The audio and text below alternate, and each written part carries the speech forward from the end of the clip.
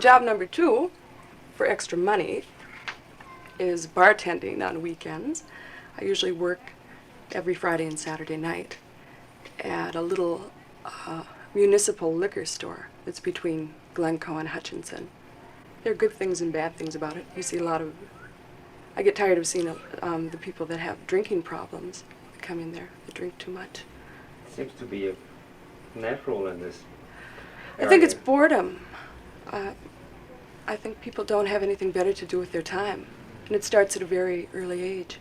When I was in high school, that was, well, it was illegal, so that was what was exciting about it. You go out and drink. Including women? Sure. Jean is a free spirit. She'd mentioned previously having renounced her Catholic faith. Do you really want to know? Curious, yeah. Well, the hypocrisy within the church, and just from a personal experience. When I first moved away from home when I was 18, I moved in with a boyfriend. And probably was not a very wise thing to do. I wasn't ready for it. And I lived with him for 3 months, and the whole thing fell apart, and I moved back to Hutchinson, and I discovered that I was pregnant. Well, I didn't have a whole lot of choices at that time. Abortion wasn't legal. I didn't even know that there was such a thing as an abortion. I don't think at that time my conscience would have let me have gone through with something like that. But I knew that I was too young to care for a child. I felt I was too much of a child myself, and it wouldn't be fair, so I decided to give the child up for adoption. Well, here I was in Hutchinson. I had no place to go. I didn't have a boyfriend anymore, and I was pregnant, and I had to tell my parents.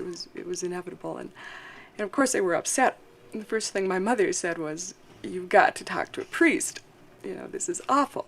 The priest called my mother in, and he laid this big guilt trip on her. He told her it was all her fault that this had happened to her daughters, and it was because we wore our skirts too short, and which is the only time we wore dresses is when we went to church. So, and he made her feel terrible, like she was entirely to blame, and there was no.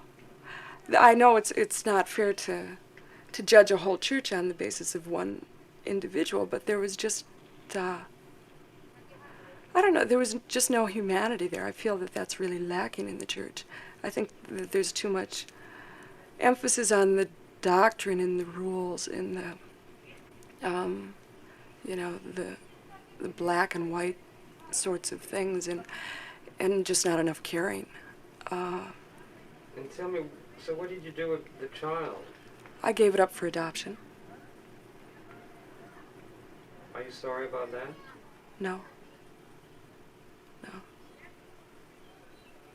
Do you intend to get married at some point? I don't really care if I do or not. I think it would be nice. At some time it would be nice to have a family. I guess I feel secure enough in myself that if I would never get married, that it wouldn't ruin my life, or I wouldn't consider myself a failure. If I ever do get married, I'd like to feel that I was marrying for love, not out of necessity, or not just because it's something that I ought to do. But I enjoy men. I enjoy meeting men. And so I guess I have a lot of short-term relationships, or just friendships. And that's sufficient for me. I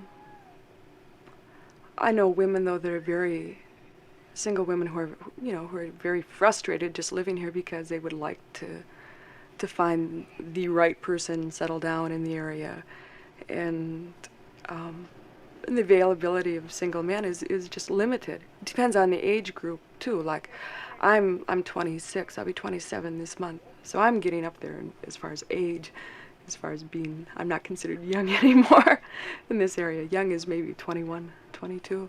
What happens if you're gay in Glencoe? You don't tell anyone.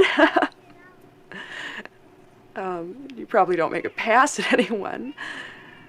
Yeah, I think you'd probably have to carry out your private life in Minneapolis or someplace if you were going to live in a small town. It's not, it wouldn't be accepted. I mean, that's one area that that there's a lot of prejudice against. It's a lot of jokes made about homosexuality. Um, people don't want to talk about it. So it'd be very difficult for someone to live, a gay person to live openly here. Do you find men very macho here?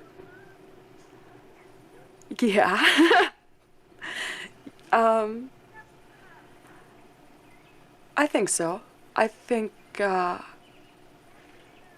most of the men I meet, it depends. I mean, you know, there are some like professional, single professional men, you know, that have been in different areas and they've come back here, and they're a little more open, you know, and they can carry on a friendship with a woman or just accept her at an equal level. But most of the men around here are into dominance. They have a hard time relating to me because they've never had. Usually, they never have a serious conversation with a woman. The only thing they can comment on is, you know, how you look, or the sexual thing.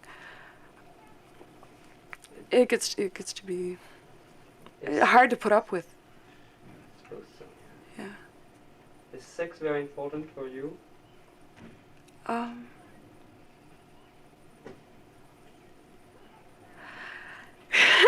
don't know how to answer that. Yeah, I guess it's important. It's something that I end up shutting off, you know. I put in the back of my head. I get busy with all these other things, and so I don't have to think about it. But I don't know. But if I meet somebody that I really like, I guess I don't have any hesitation. If I want to sleep with that person, I will. But there's a lot more involved, I think, in that than just. I don't know. I don't go out and look for sex just because I'm horny. That's not. That's not what turns me on. But if I don't know, if I meet someone I like, I can't even talk about this. I'm sorry. But you, I haven't thought about it that much. I guess it's important, isn't it, to everyone?